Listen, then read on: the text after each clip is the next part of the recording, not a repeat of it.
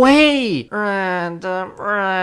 Wieso musst du wieder diesen Theme machen? Niemand mag ihn. Halt die Klappe, klein Timmy. Anyway, ihr wisst, was es jetzt für eine Zeit ist. Der Oktober hat angefangen. Also wird es höchste Zeit, mal ein wenig den Theme einzuläuten. Einen weiteren Random-Tuber einzuläuten. Einiges heißt, ich mache so diesen Random-Tubers seit einer Weile. Und wie könnte ich diesen Random-Tuber am besten einläuten, als über ein Spiel zu reden, was nicht so wirklich viele kennen oder sich dafür nicht interessieren. Also folgt mir auf die Reise, wie ich ein wenig Revue passiere über Charlie the Steak. Disclaimer vorweg, hierbei handelt es sich mal wieder um ein eher anderes Video. Ähnlich so wie bei meinem Facts-Video, das Video über Subway of Your Mind, wird es eher mehr darum gehen, das alles etwa nachzugeben, mit bisschen gemixt von meiner Meinung. Anyway, alle Disclaimer wurden disclaimed, legen wir mal los. Wenn das Internet etwas liebt, dann ist es aus einer Nische Mainstream zu machen. Das hat man schon in vielen anderen Beispielen gesehen und so ist das auch der Fall bei dem iOS-App-Spiel Charlie the Steak. Was für viele für den ersten Blick wie ein seltsames, vergessenswertes Spiel aus dem App Store aussieht, hat mittlerweile, beziehungsweise vor einem Jahr oder sogar, eine Fangemeinde um sich geschart. Und springen wir doch mal einfach zurück, was ist denn nun genau Charlie the Steak? Charlie the Steak ist ein Spiel des Entwicklerstudios Dynamic Dust für den App Store, das 2023 veröffentlicht wurde und als ultimativer Stresskiller beworben wurde. Die Prämisse ist dabei einfach erklärt. In der App geht es darum, das titelgebende Steak zuzubereiten und es dabei zu verletzen, um so richtig viele Punkte zu sammeln. Und je schlimmer die Verletzung des Steaks, desto besser. Ich hab's doch gesagt, der Random-Tuber ist für die makaberen Themen zuständig. Auch andere Arten von Gameplay hat diese App dabei zu bieten, aber es ist größtenteils der Main-Fokus, der Main-Core, eben das Main-Gameplay kann man so sagen. Die App hat zum Zeitpunkt ihrer Veröffentlichung keine große Aufmerksamkeit erregt und mit der Schließung von der Website von Dynamic Dust wurde auch das Spiel im Jahre 2021 eingestellt. Hier könnte die Geschichte für diese obskure App enden. Doch, wie es üblich ist im Internet, gibt es immer da einen Wendepunkt, auch für diese App. Und das hat alles mehr oder weniger begonnen mit den Memes. Schon vorher gab es einige Memes rund um den Charakter, auch beispielsweise TikTok. Aber erst mit einem bestimmten Meme-Trend, bei dem Figuren mit Sprechblasen versehen wurden, die den Text bekannter Songfiles wiedergeben, kam der große Durchbruch für das Bild von Charlie und mehr oder weniger den ganz großen Durchbruch für den Charakter als solches. Besonders beliebt war dabei die Kombination Charlie und der Song Vacation von Dirty Hats. Das Bild von Charlie wurde auch als Reaktionsbild auf bestimmten anderen Plattformen genutzt. Zu diesem Zeitpunkt kursierte vor allem dieses Bild mit der Beschriftung Meaty Michael is Calling. Der Name wurde Charlie gegeben, da zu diesem Zeitpunkt ein Großteil des Netzes nicht wirklich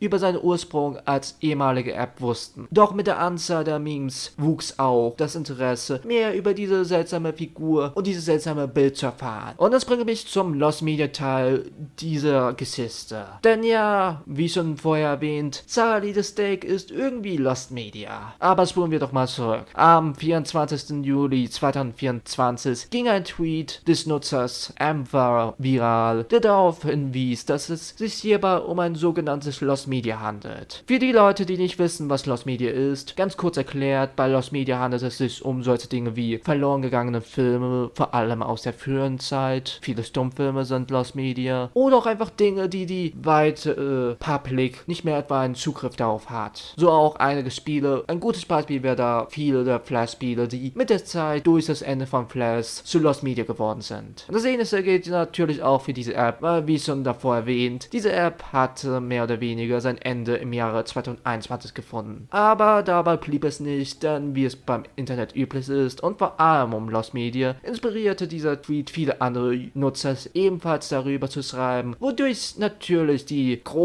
mittlerweile wirklich große Lost Media Community und ein ganz großer Teil des Netzes auf die Suche aufmerksam wurden und eben auf die Suche gegangen nach eventuell vorhandenen Dateien zu diesem Spiel. Und obwohl es viele Videos gab, die vorgaben, die App zu spielen, handelt es sich dabei mehr oder weniger um viele zahlreiche Fangames, die manchmal sogar auch in die Creepypasta-Szene gegangen sind, also war es dann doch ein wenig enttäuschend. Aber die Geschichte hier endet nicht, denn auch wenn diese vergessenswerte App, die aus dem Nix zum Meme wurde, vielleicht ein Ende hier gefunden hätte, ist Charlie the Steak ein ganz besonderer Fall fürs Netz. Die Suche nach diesem Spiel und die damit verbundene Popularität führte sogar dazu, wie gesagt, dass die Entwickler Entwickler sich dazu geäußert haben, warum das Spiel mittlerweile nicht mehr verfügbar ist. Einer der Entwickler sagte so, dass das Studio hinter der App geschlossen wurde, was wir eben schon davor durchgekaut haben, und dadurch keine Weiterentwicklung der Apps mehr stattfand, sodass die Apps eben nicht mehr den testeten Anforderungen des App Stores entsprachen und deswegen mehr oder weniger zu Lost Media wurden. Damit sind auch viele der Spekulationen von vielen YouTubern oder auch Nutzern im Netz aus dem Nix vom Tisch, denn diese meinten, dass das Spiel mehr oder weniger entfernt worden ist, weil es sehr grafisch ist. Und zugegeben, es ist schon relativ grafisch für ein App Store Game. Im gleichen Statement wurde auch angekündigt, das Spiel neu zu veröffentlichen. Und auch wenn es für eine gute Zeit um diese Neuveröffentlichung ein wenig still klang, so doch gab es andere Methoden, wie man dieses Spiel wiederspielen konnte. So hat ein Nutzer auf der Seite des Internet Archives die IP-Datei der App zum Herunterladen zur Verfügung gestellt und somit ist es mehr oder weniger möglich, das zu spielen. Sieht es auch so aus, als hätten die Entwickler dieses Spiel neu veröffentlicht, wirklich. Ich glaube so Ende des letzten Jahres. Also haben wir mehr oder weniger mehrere Versionen, wie man diese App neu spielen kann. Und da endet unsere Geschichte und da beginnt unsere kleine Review. Denn auch wenn es mehr oder weniger eine History Lesson ist über eine Internet Oddity, die ich wirklich gern mal besprechen wollte, so doch finde ich, dass mal ein paar Worte zum Spiel als solches verlieren sollte. Ich habe mir die Internet Archive Version heruntergeladen und sie ausprobiert und das, was man etwa mehr oder weniger advertised hat als Stresskiller, als ein relativ brutaler Stresskiller, muss ich zugeben, kriegt man auch eigentlich mit dem Game. Die Arten, wie man Charlie the Steak zerstören kann, sind manchmal wirklich brutal, aber hat irgendwie sein ganz eigenes Charme. Und diese surreale, teilweise abstrakte Figur des Charlies hat dann doch auch ein sehr ikonisches Design, was gut passt in den 2020ern. Es ist für mich kein Wunder, dass diese seltsame App dann doch seine Liebe gefunden hat und seine Fangemeinde mit sogar Fankontroversen gefunden hat. Und als solches würde ich mal euch auch empfehlen, dieses Spiel einen Versuch zu geben. Eventuell mögt ihr es, eventuell auch nicht. Aber das war's auch schon von mir. Mich würde eure Meinung jetzt nun interessieren. Kanntet ihr schon Charlie the Steak oder habt ihr davon zum ersten Mal gehört? All das und mehr würde mich wirklich in den Kommentaren interessieren. Und wie immer, wir sehen uns bzw. hören uns beim nächsten Mal wieder. Euer Random oder Senig. Bye bye.